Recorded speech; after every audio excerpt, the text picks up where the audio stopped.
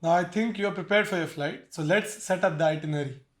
In this module, we are going to be talking about some philosophies of app development, and we'll be sharing some standard processes that we use internally to make the app development journey as smooth as possible.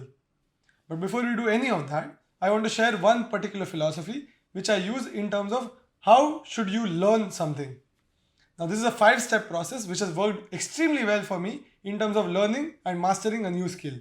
And this can apply to any skill that you want. The first step for this five-step process is reading or watching the things carefully.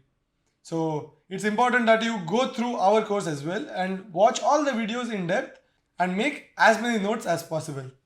Second step is asking. You need to ask the right questions to your instructor.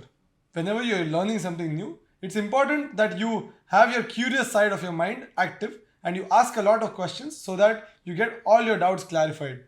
In this course also, you have the comments always, you have the community where you can ask as many questions as you want. The third step is introspection. So basically in step 1 and 2 you have gathered the information and asked and clarified your doubts. Now it's time for you to introspect and figure out what you learned so far. And then the fourth step is putting it into practice. Practical learning, where you start implementing things on your own. Practice is actually what will make you perfect. And the fifth step, which I love the most, is teaching. And that's why I'm here. I Where I have improved my skills the most is when I start teaching, because that's where I get to answer questions, I get to introspect more, I get to practice better, and then I become a better expert at what I'm doing.